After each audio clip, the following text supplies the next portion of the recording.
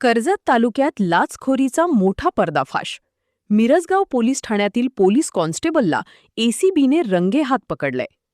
मिळालेल्या माहितीनुसार मिरजगाव परिसरातील एका जुगार क्लब चालकाकडून क्लब सुरळीत चालू देण्यासाठी 5,000 रुपयांच्या लाचेची मागणी करण्यात आली होती. या प्रकरणी संबंधित चालकाने अहिल्यानगर लाचलुचपत प्रतिबंधक विभागाकडे तक्रार दाखल केली. तक्रारीची पडताळणी झाल्यानंतर एसीबीच्या पथकाने सापळा रचला.